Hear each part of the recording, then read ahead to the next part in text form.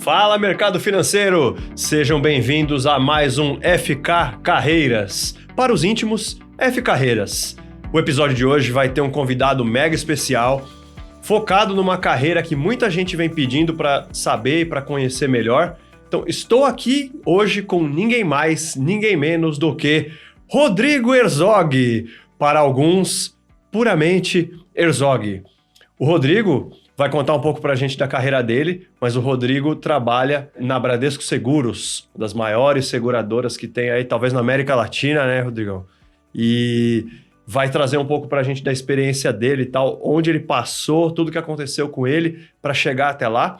O Rodrigo é um cara novão e tal, já é superintendente executivo lá, e vai contar um pouco pra gente, né? O que faz uma carreira dentro de uma seguradora, quando você se torna superintendente tão rápido, que desafios você tem, o que você olha pra frente e tal. Então, antes de mais nada, Rodrigão, bem-vindo! Bom dia pessoal, bom dia Rafa, obrigado pelo convite. É um prazer estar aqui com vocês, falar um pouquinho da carreira, falar um pouquinho da trajetória, por onde passamos, o que fizemos. Dividir alguns erros também, né? Eu acho que esse é um ponto importante, né? Né? Vai ser bacana poder lembrar de algumas histórias de estagiário também aqui, quando lançou o Google Earth. Então tem uma parte engraçada e boa dessa época. E aí a gente vai conversando ao longo do bate-papo aqui. Misericórdia, vai ter uma história de Google Earth para vocês daqui a pouco. Estagiário, quem nunca, né, meu? Tem várias histórias aqui, várias lendas do mercado financeiro e tal. Eu tenho uma, quando eu era estagiário, trabalhava em banco de investimento, né, cara? E banco de investimento é pouca gente, assim, uma área com poucas pessoas. E o estagiário trabalha pra caramba e quer mostrar serviço e tal. E eu lembro uma vez que os caras falaram, nós vamos jogar bola e você, estagiário, você tem que reservar pra nós o campo e tal. Eu falei, beleza, me dá o telefone e tal. Ele falou, liga lá na CFA Society. CFA Society. Aí, tipo, Society, eu falei, é o negócio do futebol, né? Só que CFA, pô, é o maior órgão de investimento do planeta. Mandaram o trouxa ligar lá. Eu liguei. Então, mano, o que acontece com o estagiário é uma desgraça. Então, se você que tá assistindo a gente é estagiário, já se prepara, você vai tomar algumas, é normal e faz parte. Mas, Rodrigão, conta pra gente um pouco, assim, tua trajetória até chegar no mercado financeiro, mais especificamente em seguro. Você sempre foi de seguradora? Você passou por outros lugares antes? Você fez uma faculdade que é administração, engenharia? O que você fez para chegar em seguradora? Eu comecei a minha carreira, foi numa empresa de internet. Eu comecei cursando ciência da computação na PUC, aqui em São Paulo. E aí entrei numa empresa que chamava Portal Tecto. Era uma empresa de multimídia, tudo. Então chamaram os estagiários para fazer edição de imagem. Só que a edição era colocar a marca d'água da imagem, todas as imagens já estavam tratadas. Então a gente tinha que só colar no canto ali. Só colar no canto a marca da água.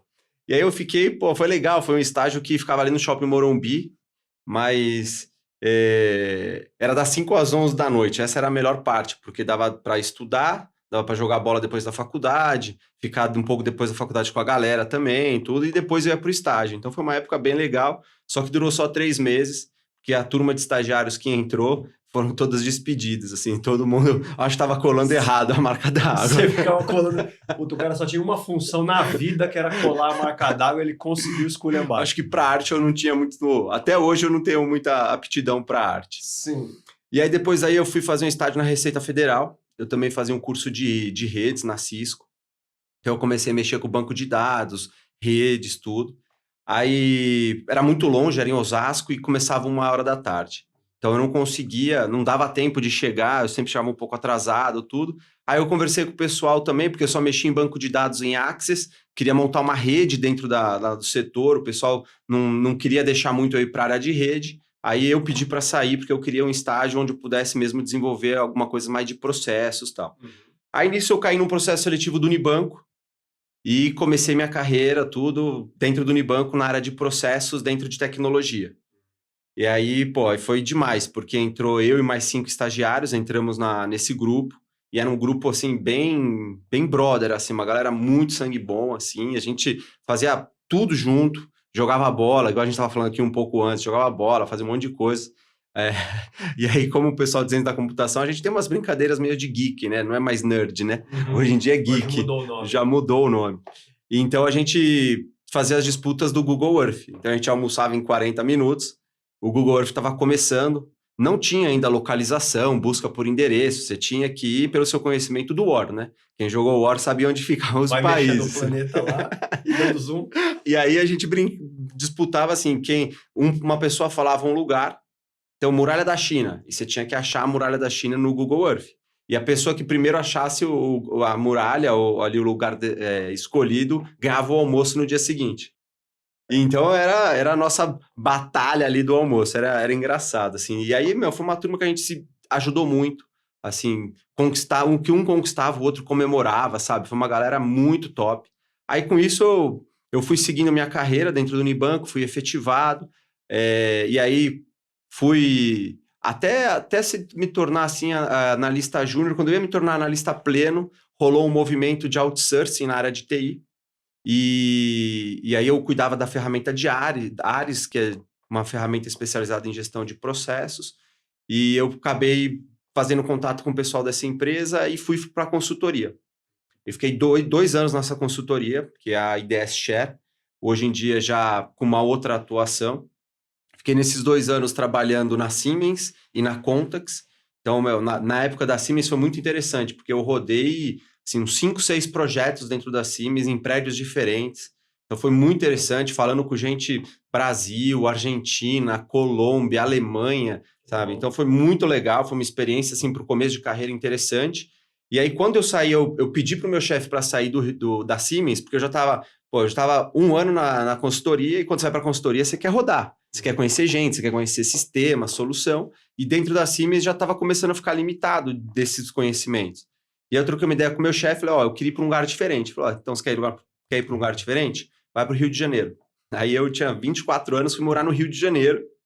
Foi uma experiência muito legal, melhor coisa, solteiro, no Rio de Janeiro, Nossa. 24 anos, com uma turma aqui de São Paulo, a gente estava em 7 pessoas morando no Rio.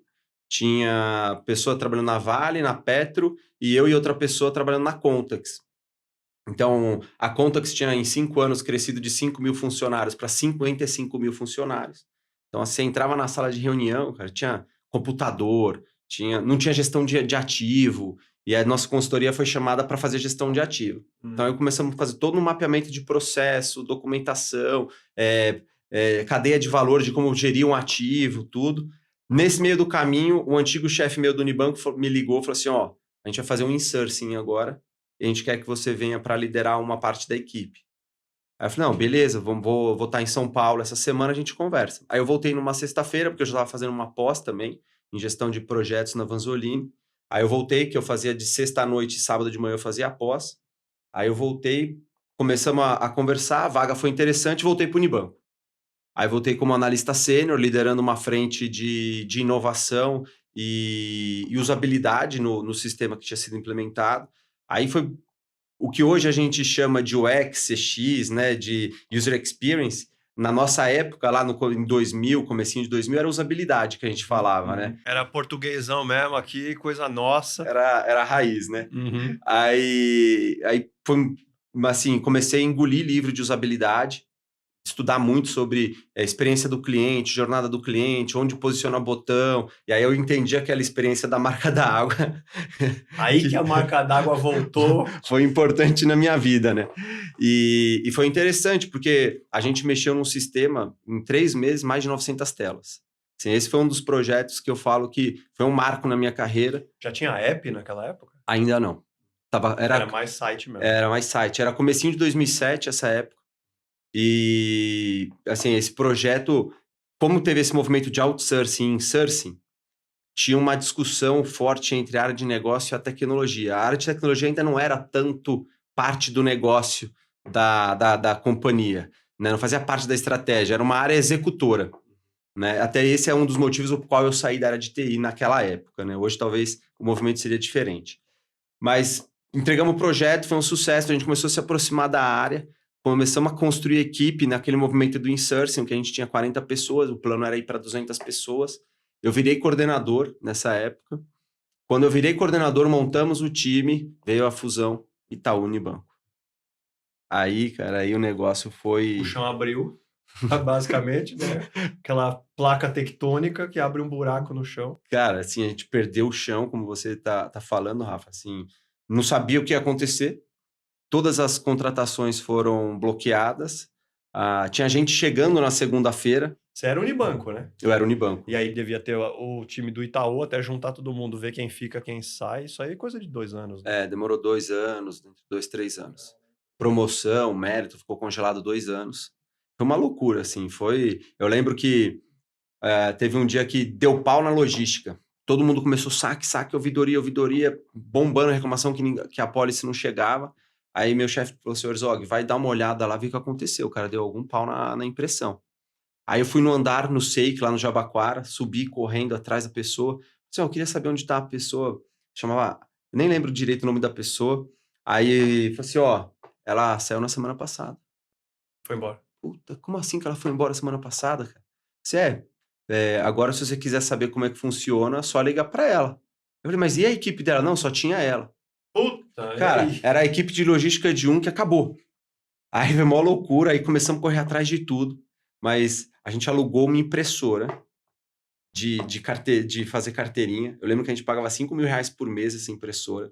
Nossa. Tudo que caía em ouvidoria, a gente tinha uma equipe que fazia impressão, postagem, fazia um manuseio. Aí não era mais uma pessoa só. Aí não era mais uma pessoa, a gente estruturou uma área de logística. Com isso eu também assumi a logística, obviamente. A gente montou uma equipe, fez depois um sourcing, tudo foi bem interessante. Montamos, aí construiu todo um projeto mesmo, aí veio de verdade a fusão, né, Itaú Unibanco. Aí eu tive a oportunidade de liderar essa frente, todas as frentes de seguro, de automóvel e de residência, porque quando teve a fusão, tinha as verticais, né, dentro das empresas, e a parte de seguros de automóvel e residência, a gente ficou como responsável. Eu liderei toda essa frente, com homologação, definição de produto, tudo, e aí migramos o sistema para dentro do Itaú. Na época, o Itaú foi o melhor sistema, era um sistema processual, funcionava muito melhor. O Unibanco tinha mais de 70 sistemas produto, e o Itaú tinha um único sistema já trabalhando por processo.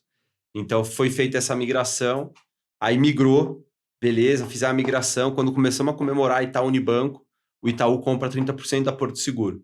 Aí, de novo. É tipo o que tá acontecendo quando você fala, vai acabar a pandemia, agora nós vamos poder viver a vida. Aí vem o Putin e resolve.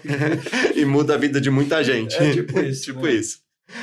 Aí foi assim, eu tava nas minhas férias, eu lembro até hoje, meu sonho era ir pra Disney, um dos meus sonhos, eu realizei ele com 28 anos. Aí fui pra Disney, tô na Disney, depois daquele dia lá, Orlando, felizão, pô, Disney, realizei sonho. Abraçando o Pateta, Abraçando o Pateta, beijando o Mickey, a Minnie, todo mundo vira brother, né? Uhum. Aí chegamos no hotel, tô com na época era minha namorada, hoje minha esposa, Lígia. Aí a gente tá lá, uma menina da equipe liga chorando. Não, porque a Porto e não sei o quê, eu não quero ir. Mas o que aconteceu, cara? Eu nem sabia, tava curtindo as férias. Eu lembro que quando eu voltei, fui pra mesa levar o chocolatinho da viagem, né? Padrão, né? A gente sempre traz chocolate pra equipe. Aí quando eu cheguei, falei assim, não, nem senta na mesa, vai pra sala de reunião. Aí eu já fui pra sala. Falando, foi demitido, já era. Deu ruim, né? Deu ruim. Essas chamadas nunca são boas, né? Mas já tava toda a galera do Itaú Unibanco e a galera da Porto discutindo o primeiro web service que teria multi-oferta de seguro no único cálculo de seguro, dentro de todas as agências Itaú. Então, teria o cálculo da Itaú, da Porto e da Azul de automóvel no único cálculo de seguros. Aí foi, assim, o que a gente chama hoje de API, imagine esse web service lá em 2009, 2010. Era totalmente diferente, mas foi ali que construiu Minutos Seguros, Bidu, os multicálculos, o teleporte que tem hoje, né, a Tex, tudo, essas corretoras multisseguradoras, tudo. Então foi lá que começou, a gente fez o primeiro multicálculo do Brasil. Para quem não sabe o que ele está falando aqui, né, vou tentar explicar em linguagem leiga, você me ajuda.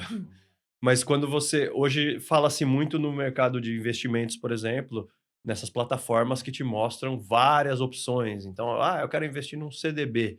Não precisa ser num CDB do Bradesco, do Itaú, de quem quer que seja. Hoje existem plataformas que te mostram 500 CDBs ali, você vai onde te achar for melhor. Mais ou menos isso com um seguro, né, Rodrigão? É isso. Você mostra lá várias cotações de seguro, tal. Já tem até um terceiro passo disso que câmbio tá indo para esse caminho, né? Hoje você tem plataformas que cotam câmbio. Pô, eu quero fechar aqui $1.000 que eu quero ir para Disney lá. Pô, você consegue cotar vários lugares de câmbio ao mesmo tempo, tal. O mercado, numa maneira geral, ele tá ficando tudo na palma da mão, né? Hoje você tem o supermercado, hoje você, né, você entra no Rappi, você vê lá onde você quer comprar remédio, você vê o preço daquele remédio em várias farmácias. Você Livro. Eu livro, compro livro que nem um animal, né? Você tem app que você compara vários sebos e livrarias e tudo. Aí você exato. escolhe, eu quero pagar mais barato, beleza, tem esse sebo aqui, mas é longe e o livro não tá zero bala, Uhum. tá meio, né, chumbado. Ah, não, eu quero um novinho e tal. Tem a livraria e tal. Compara tudo. Você compara tudo, então mudou muito, né? As coisas ficaram muito mais fáceis, né? Então, você poder escolher, você poder fazer ter a consciência do que você está comprando, como você disse, tá novo, tá usado, tá mais perto, tá mais longe. Então você começa a procurar o que você precisa para aquela necessidade, né? Hoje alguns apps já têm o filtro, né? Chega hoje na sua casa. Então você vai, tá com pressa de começar a ler o livro? Tu quer Uhum. algo que chegue hoje. Aí você já Uhum. vai lá, chega hoje e compra. Então sim, tá tudo tá na palma da mão. Então a tecnologia veio muito para ajudar o consumo, né, a utilização de serviço e tudo mais. E para seguros, o mercado também se adaptou muito para isso. Então, reduziu-se a quantidade de perguntas que se faz para um seguro, tentando facilitar o entendimento para o cliente. Por que pergunta isso? Por que pergunta assado? Os serviços, né, as assistências, né, que você tem acoplado ao seu seguro, já tem uma linguagem menos segurez, Uhum. mais português para as pessoas entenderem o que estão adquirindo, né? A gente mesmo que é do ramo de seguros, quando fala, você tem seguro residencial? As pessoas falam, não, eu não preciso, porque eu moro em prédio. Não, veja bem, você mora em prédio, tudo bem, o roubo e furto talvez é uma taxa menor, né? Uma probabilidade menor. Porém, você tem dano elétrico, você tem vendaval, você tem quebra de vidro, você tem outras coisas na sua casa que você precisaria de seguro. Então, o próprio aplicativo de cálculo já começa a te trazer essa consciência e te ajudar a tomar essas decisões. Então, o mercado de seguros, ele veio se adaptando junto com esses multicálculos, essas multi-ofertas. O próprio Open Bank e Open Insurance que vem agora também vai trazer um nível de consciência maior.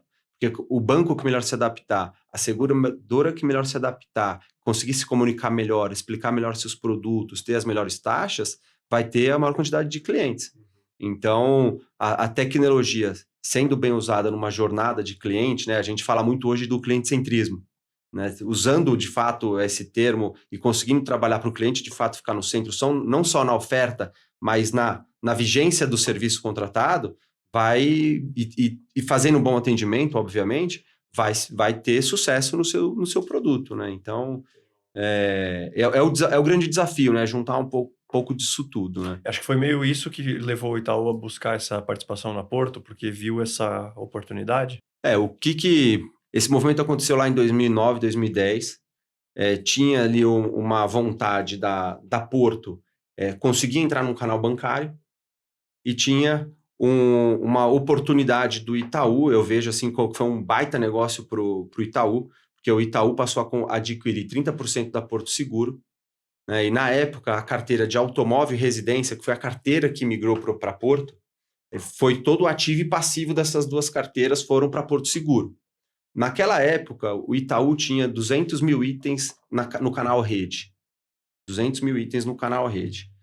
O Auto e o Residência, canal corretor e canal Rede, faziam ali um lucro líquido de 70 milhões no final do ano. A Itaú fez a venda dessas duas carteiras. Na verdade, não é que fez a venda, ela comprou 30% da Porto, dando a condição de negócio, dando esses dois negócios para a Porto. Então, o Itaú passou a ser dono de 30% de toda a Porto Seguro. A Porto, naquela época, se eu não me engano, fazia perto de 500, 600 milhões de lucro líquido ao ano. Passaram-se 11 anos, a Porto, ano passado, faturou 1,6 bi, e 30% foi do Itaú, sem ter nenhum trabalho do operacional de condução da carteira, e mais um trabalho de conselheiro, de cadeira da empresa. Então, você vê, saiu de um lucro de 60% para 30% de 1,6. Então, aí 500 milhões, 500 e poucos milhões de lucro líquido. Aí você pergunta, qual era o tamanho da carteira Itaú hoje? A última informação que eu tive de quando eu estava na Porto em 2019, a Itaú tinha 230 mil correntistas com a carteira de automóvel. Então, não cresceu tanto assim. Então, você vê que o negócio para o Itaú remunerou melhor. foi violentamente melhor, porque a Porto deu 30% para o Itaú. Minha opinião, avaliando o negócio. Claro que podem ter outros especialistas aí muito melhor, que eu não sou um especialista dessa área de aquisição. Então, na minha visão, eu vejo que foi um bom negócio para o Itaú. Para a Porto, eu não sei. Porque a Porto, querendo entrar no canal bancário, também achou que conseguiria crescer muito a sua carteira frente às agências bancárias. De ter mais de uma venda por mês, pelo menos em cada agência bancária, que ia conseguir alavancar isso. E é muito difícil você vender um seguro de automóvel na rede de agências. Porque é um seguro complexo, tem muitas perguntas, tem um processo de vistoria prévia, que é um pouco complexo. Hoje em dia está mais simples, o cliente recebe um link, faz a vistoria prévia toda digitalmente, não precisa mais se mobilizar, tudo isso. Então as coisas também facilitaram. Mas a carteira na rede bancária é muito difícil de alavancar. E você ficou até 2019 lá? Eu fiquei até 2019 na Porto. Caramba! Então, quando acabou a fusão em 2012, que aí de fato juntaram-se as equipes, que era Itaú, Auto e Residência, e criou-se a empresa dentro do CNPJ da Porto, eu fui para dentro da Porto, né? Toda a empresa foi trabalhar lá no centro de São Paulo, junto com o pessoal da Porto Seguro. Em 2014, eu fui convidado para tocar uma startup, né, que a gente chamava de aceleradora de corretores ou corretor 2.0, que a ideia era você criar uma ferramenta de alta produtividade, alta eficiência para corretores de porte P, então que a gente fala que são corretores que vendem até R$1 milhão ao ano, que eles entrantes no mercado. Então a ideia qual que era? O corretor entrou, ele ia ter uma baita ferramenta onde ele ia subir LinkedIn, Facebook, Excel, rede de contatos, e aí ele ia diagramar como se fosse o super trunfo, sabe? Sim, ele ia começar... Um placar, assim. Ia ter um placar. Então a única coisa que ele não conseguiria mexer era o primeiro nível do relacionamento, que era família, trabalho, hobby, cursos e um aleatório. Então você ia organizar seus cards por esses grupos e aí você ia tendo mais pontuação para aquela carta conforme a quantidade de seguros que você tinha com aquele cliente. Então, teu irmão, aí você ia ver teu nível de relacionamento com o teu irmão pela quantidade de seguros que você tinha com ele. E a ferramenta ia ter uma inteligência de entender o momento de vida desse cliente com o melhor produto para ele. Claro que existem algumas dificuldades. Então, imagina que você vai ver lá, Rodrigo postou uma foto na maternidade, no Facebook. Então, o Rodrigo, ou ele nasceu um bebê, ou ele foi visitar alguém que ganhou bebê. Então, você já começa a entender e dar conteúdo para o Rodrigo sobre seguro de vida, sobre uma previdência, sobre uma poupança. Você já começa a dar informações conforme o momento de vida da pessoa. E aí você, como corretor, começa a falar quais são os argumentos que você melhor pontua. E aí o sistema começa a ter um machine learning sobre a pontuação dada sobre toda a rede de corretores. E aí aquilo começa a ordenar qual é o produto que eu ofereço para aquele momento de vida com qual argumento que eu coloco para aquele tipo de persona. Então a ferramenta toda foi desenhada pensando nisso, com alguns produtos. Aí quando a gente colocou a ferramenta no ar, eu fui convidado para assumir o produto, que era o alarme em rastreadores da Porto. Isso acho que era 2017. Essa oferta ela veio com... Era a terceira empresa das 27 da Porto, de baixo para cima, com resultado. Então, a empresa fazia era menos 2 milhões ao ano que ela tinha de resultado, né, na linha final. E aí eu queria ir para a área de produto, eu estava na área de tecnologia e inovação, e eu já estava pedindo para ir para a área de produto. Eu queria ir para produto, tudo conversando com o RH, tudo para ir para produto. Aí o pessoal veio e trouxe essa oferta. Então eu até brinco, né? Eu estava jogando bola no meio de campo do Campeonato Brasileiro, porque eu ainda não estava dentro de um produto de fato dentro da Porto, era Itaú dentro da Porto, então falo que é o futebol brasileiro, ainda não era o futebol europeu, e jogava no meio de campo. Só que eu queria ir pro ataque, que era ser a posição de produto. Queria ser o camisa 9. Queria ser o camisa 9. Aí veio a oferta para ser o camisa 9 no futebol chinês, que era a terceira empresa de baixo para cima. E eu falei, vamos embora, vai ser uma baita oportunidade, porque ao mesmo tempo, dentro da Porto, uma empresa que tem muita capacidade financeira de investimento, podia ter muita coisa por aprender. E com todas as áreas de produto que tem lá dentro, daria para conversar e fazer muito benchmark. Então, começamos um trabalho de estruturação de produto, os 7 P's de produto, de fato, a gente consegui montar uma equipe de produto muito legal lá, e a gente implementou de fato os 7 P's de produto com essa galera. Aí colocamos uma estratégia de precificação, mudamos toda a precificação do produto, avaliamos toda a composição de custo do produto, refizemos toda a estratégia de distribuição, de vendas, porque a gente tinha um time de venda interna que fazia 4 vendas por cabeça, a gente passou a fazer 9,6 vendas por cabeça, a gente dobrou a quantidade de vendas do time. Enfim, fizemos muitas coisas assim. A gente mudou toda a empresa, toda a empresa. Foi uma baita experiência de administração de empresa mesmo. E a gente conseguiu, em 18 meses, fazer 1,2 milhões positivo.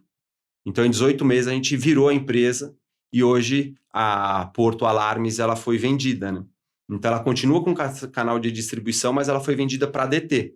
Então, eu vejo que foi um projeto de sucesso, porque a gente tirou a empresa do negativo, colocou no positivo e vendeu ela. Então, assim, foi uma oportunidade de carreira que eu tive muito bacana. E quando a gente começou todo o trabalho de venda, do diligence e tudo, eu recebi uma proposta dentro da Porto para ir para a terceira e maior empresa de lucro, que era o riscos financeiros, a fiança locatícia. Aí já era para o Manchester City. Aí já era o Manchester City. E eu fiquei só 6 meses, né, nessa oportunidade. E aí foi muito a ver com o que eu tenho de plano de vida, que eu tenho de plano de carreira. Então a gente vai entrar um pouquinho em detalhe disso, mas eu tinha um objetivo de me tornar diretor até os 40 anos. E eu estava em 2019 como gerente, e eu tinha sido gerente em 2010. Então fazia 9 anos que eu estava na mesma posição, sem ter uma perspectiva de mudança, e entregando resultado, né? Porque eu fui trocando de empresa, trocando de área, mas entregando o que a gente estava se propondo, virando o resultado de empresa. No próprio fiança locatícia, que eu fiquei 6 meses, ali em 3 meses a gente fez uma mudança no modelo de aceitação, com muita estatística, né, ciência de dados, tudo, que a gente refez todo o modelo de aceitação e mudou todo o modelo de oferta. Ali, na hora que virou, crescimento de 45% na cotação e 32% na efetivação. Então, estava tudo indo bem.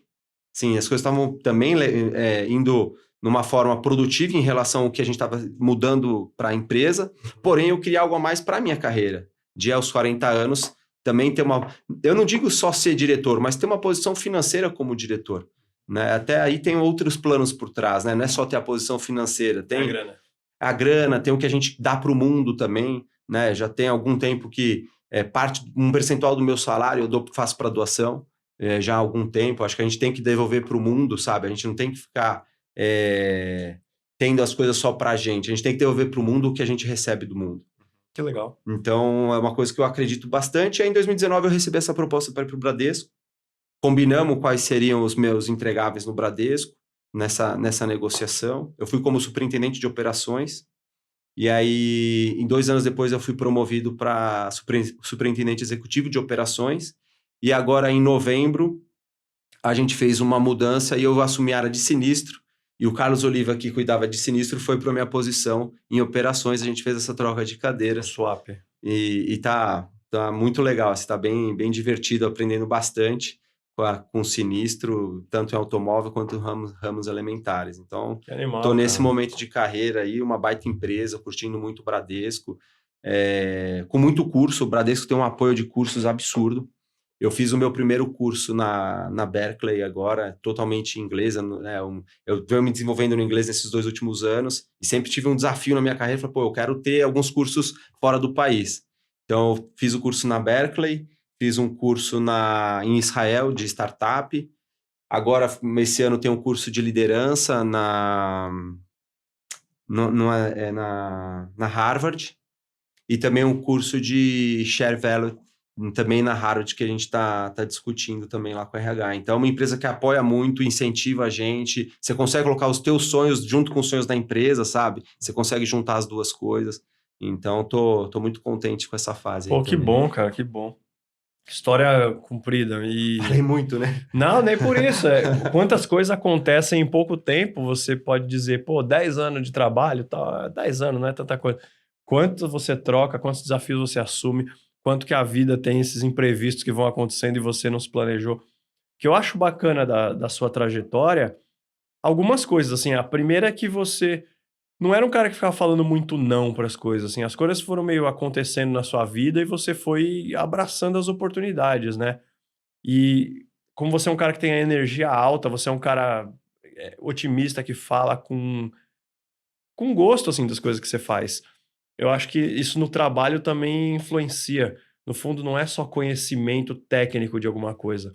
Aqui no mercado financeiro, a gente ensina pessoas certificações, cursos técnicos e tal. Então, o cara sai daqui bom pra caramba de derivativo, ou de contabilidade, ou de análise de crédito e tal.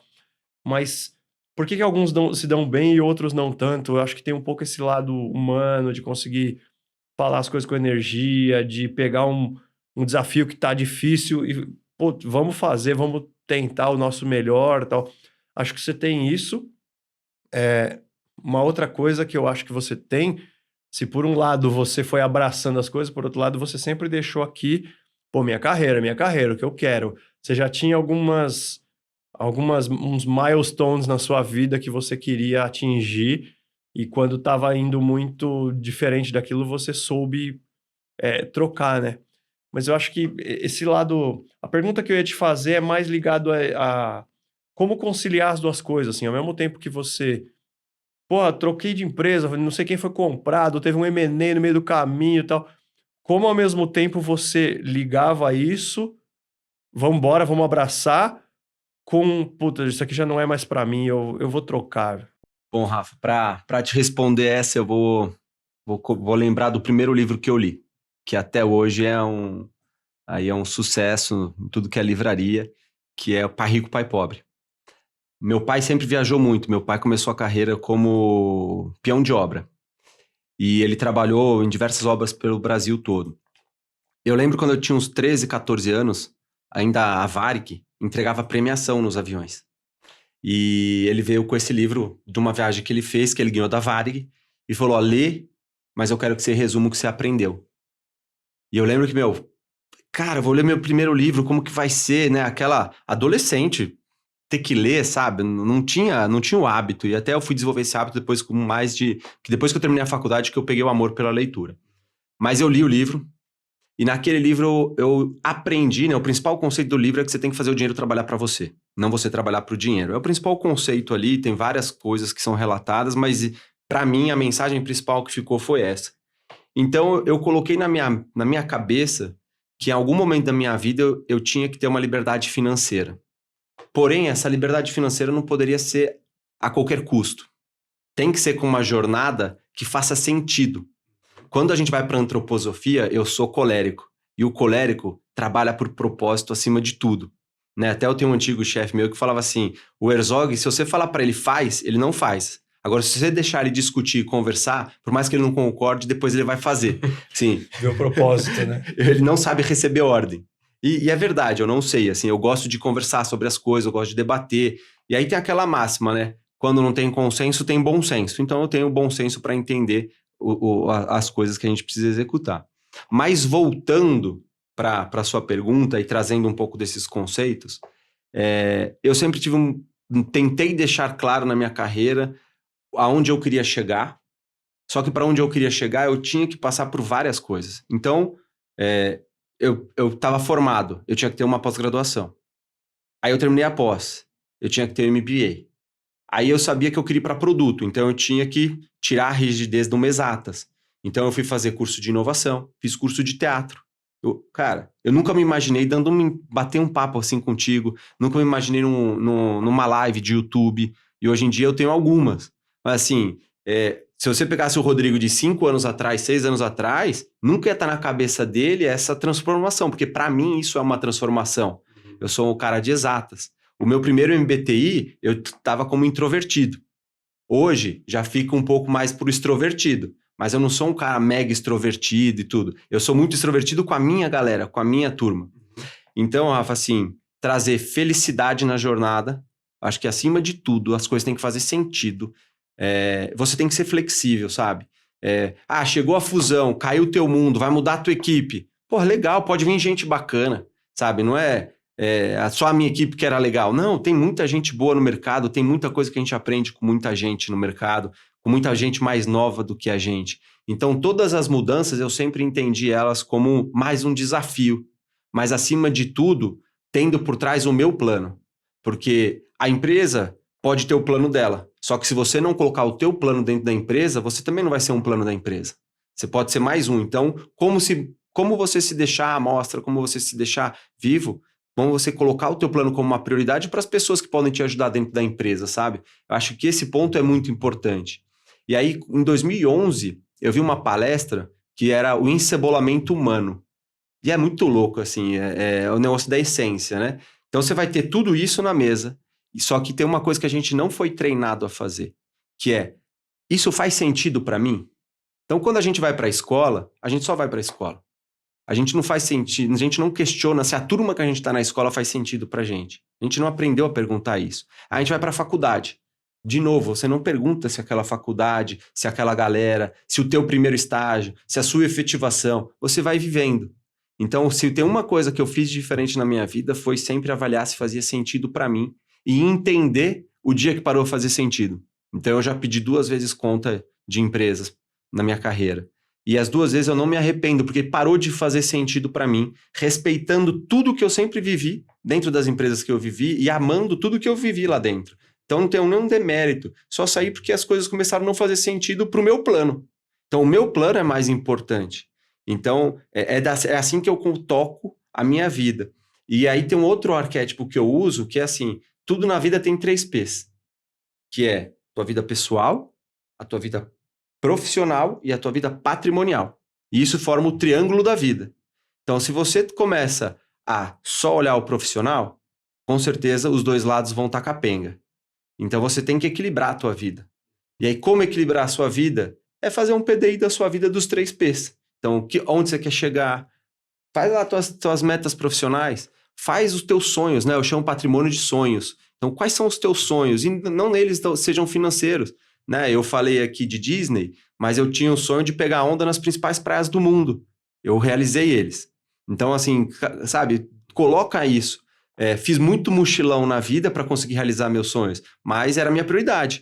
Né? E aí, por trás disso, você tem que se estruturar financeiramente. Então, dinheiro de férias não é dinheiro de férias. As tuas férias, você já tem que ter financiado ela, você já tem que ter pagado ela antes de ter acontecido tuas férias. Pega 6 meses antes para conseguir uma viagem mais barata. Sabe, vai para o hotel, que eu falo que são aquelas camas com barriga, aquelas camas mole, que faz a barriga, sabe?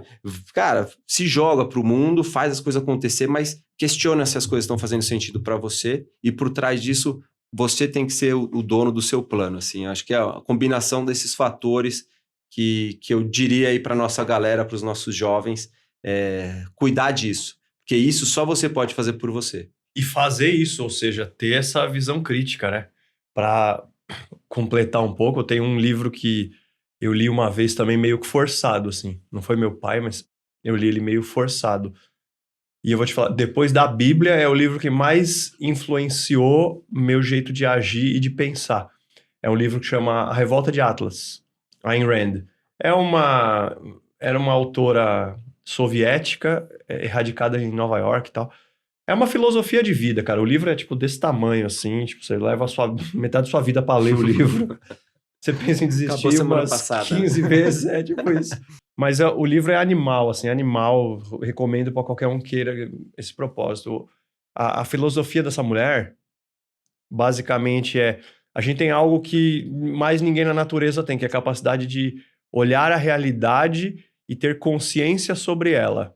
Ou seja, se alguma coisa vem aqui e te queima, você fala, mano, não pode encostar mais nisso aqui. Buscar coisas com base na realidade que a gente percebe. E isso coloca o ser humano num lugar que mais ninguém na natureza consegue. Tipo, um passarinho, ele fica à mercê dos estímulos. Se bater um vento agora, ele voa. Se cair uma frutinha da árvore, ele vai lá e come. Mas ele espera o meio ambiente fazer algo para ele reagir. A gente tem essa capacidade de olhar as coisas e ter consciência, e ter planos, olhar as coisas com razão, com lógica. E aí ela meio que fala, cara, quase nenhum ser humano faz isso. É triste pra caramba, mas quase nenhum ser humano faz isso. Então, às vezes, a gente fica nesse processo de acebolar-se, né? Camadas que vão surgindo e a gente não pensa o que a gente quer. Mano, era aqui mesmo que eu queria estar? Onde que eu gostaria de levar a minha vida e tal. E não tem uma resposta certa para cada um de nós, meu. Um cara vai estar feliz com uma pousada, surfando todo dia, não ganhando tão bem assim. O outro quer ganhar 1 milhão por mês e tá num tal lugar de destaque, não sei o quê. Mas a pessoa só vai saber dizer se tá feliz ou triste se ela exercer essa capacidade de consciência. O que você quer? Pergunte-se o que você quer. E tem uma coisa, até, Rafa, pegando um gancho do que você falou, eu vejo que a carreira, ela é tipo corrida, né? Quando você corre, você se aproxima de um grupo de corrida, cada um tem lá o seu RP, o teu recorde pessoal. E aí a galera fala, pô, vamos correr domingo, aquela prova 10K, 5K, 21, enfim, a distância que cada um quer correr. E todo mundo torce por todo mundo, pelo seu melhor RP.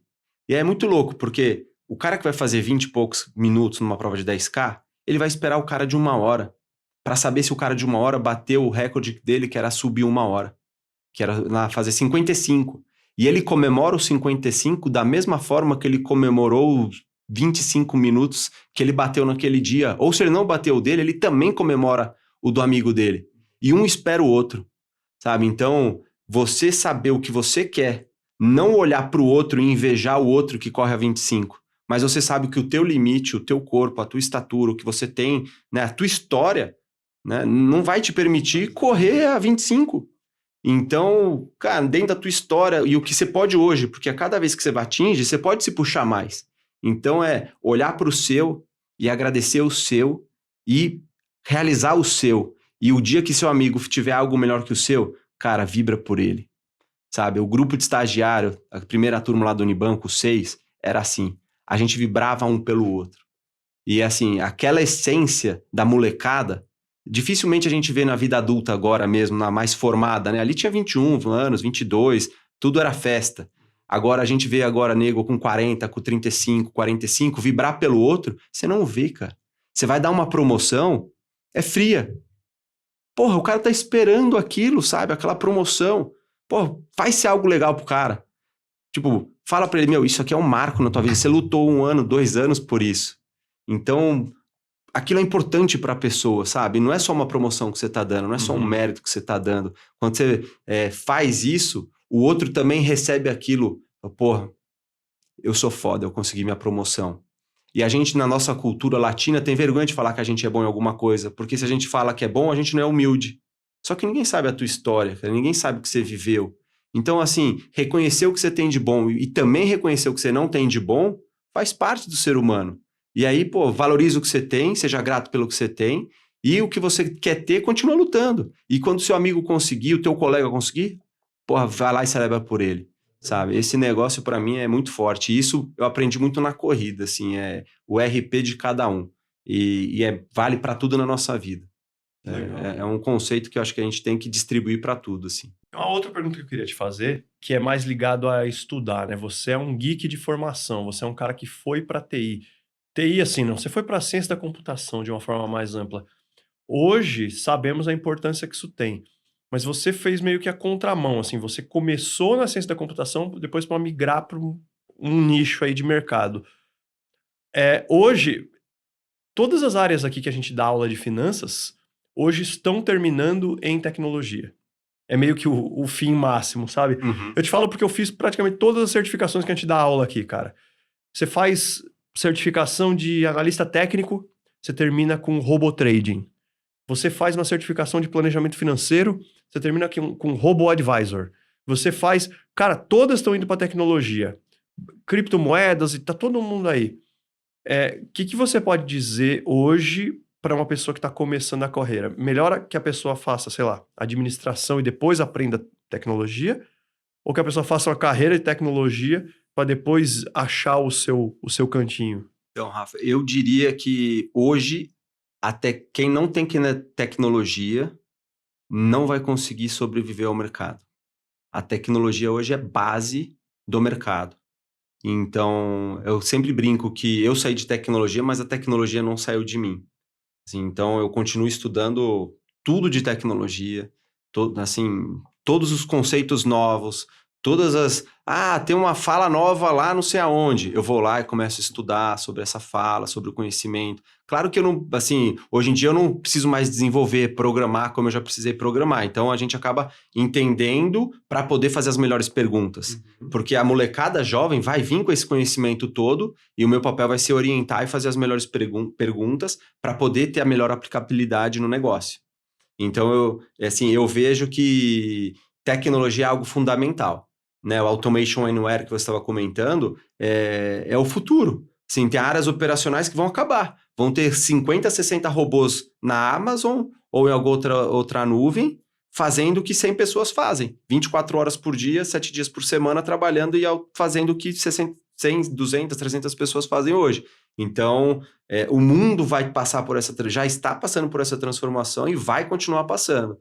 Né, o que a gente tem de metaverso por aí, né? A gente especula muito o que vai ser, mas a gente ainda não sabe o que vai ser, né? Então, assim, tecnologia eu vejo hoje como é a roupa do corpo, sabe? Tem que estar em todo mundo. Tipo, antigamente você falaria pro seu filho, faz medicina ou direito.